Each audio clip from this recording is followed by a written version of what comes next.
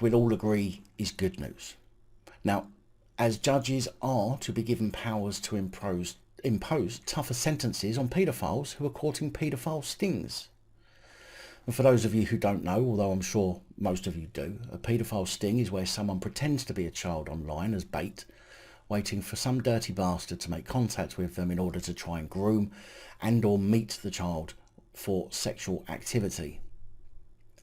Sentencing Council guidance coming into force at the end of May is said to clarify how to sentence cases considering intended sexual harm, even where there was no actual victim and no sexual activity happened.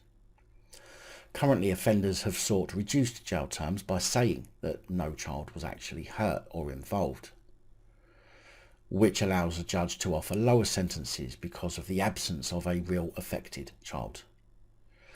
Now, I've always wondered about this because to me, it's conspiracy to commit an act. In the Criminal Law Act 1977, Part 1, Section 3, Penalties for Conspiracy, it states that 1. A person guilty by virtue of Section 1 above of conspiracy to commit any offence or offences shall be liable upon conviction on indictment A. in a case falling within subsection 2 or 3 below, to imprisonment for a term related in accordance with that subsection to the gravity of the offence or offences in question, referred to below in this section as the relevant offence or offences, and B. in any other case to a fine. Paragraph B above shall not be taken as prejudicing the application of Section 120 of the Sentencing Code, general power of court to fine offender convicted on indictment, in a case falling within subsection 2 or 3 below. 2. Where the relevant offence or any of the relevant offences is an offence of any of the following descriptions, that is to say, murder or any other offence the sentence for which is fixed by law. B. An offence for which a sentence extending to imprisonment for life is provided. Or C. An indictable offence punishable with imprisonment for which no maximum term of imprisonment is provided. The person convicted shall be liable to imprisonment for life. 3. Where, in a case other than one to which subsection 2 above applies, the relevant offence or any of the relevant offences is punishable with imprisonment, the person convicted shall be liable to imprisonment for a term not exceeding the maximum term provided for that offence, or, where more than one such offence is in question, for any one of those offences, taking the longer or the longest term as the limit for the purpose of this section, where the terms provided differ.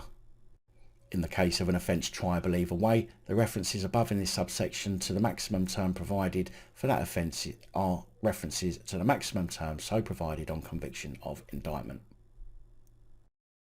So to me, basically planning to commit an offence or having carried out that offence, had it not been for whatever reason, offers up pretty much to the maximum term as if you had committed the offence. But yet we see pedos who turn up to meet with a child or an alleged child, which indicates their intent, offered some suspended sentence or a sentence that's practically laughable. Sentencing Council member Judge Rosa Dean said the new guidelines will bring greater clarity to courts. Judges and magistrates will impose sentences that reflect the intended harm to the child, even where that activity does not ultimately take place, to protect children from people planning to cause them sexual harm. Now, although paedophile hunter groups get a bad press from police, the new rules will cover all stings carried out by the police forces and those carried out by paedophile hunter groups. The new guidelines cover commissioning a child sex offence, even where no sexual activity takes place or there is no child victim. In the case of planning the rape of a child under the age of 12, the maximum sentence is life imprisonment. They will also cover causing or inciting a child to engage in sexual abuse, even where the activity does not then take place or no child victim actually exists, with a maximum jail sentence of 14 years. The Sentencing Council said sentencers should approach the assessment of seriousness in the same way, regardless of whether activity was caused or incited in person or remotely, and whether harm was caused to a victim anywhere else in the world. Justice Minister James Cartledge said that along with new legislation to end the halfway release of some of the most serious sexual offenders, the guidelines would protect the public by keeping offenders behind bars for longer. He said, "Vile predators who seek to sexually abuse children deserve punishments that reflect the true severity of the harm they intended to inflict upon their victims." Now, I've got to say this is a very welcome turn up for the books, considering the amount of paedophiles who, as I've said before, get piss poor sentences or who walk out of the court literally laughing at the judge and at their potential victims. Many, if not most of these vile creatures who don't get punished proportionately, go on to re-offend almost immediately.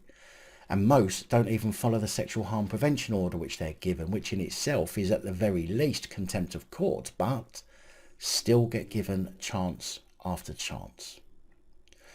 Although I will say that just because the guidelines have changed, it doesn't necessarily mean that paedophiles will be dealt with more harshly. I guess time will tell us who uses this guidance to sentence predators properly and who doesn't.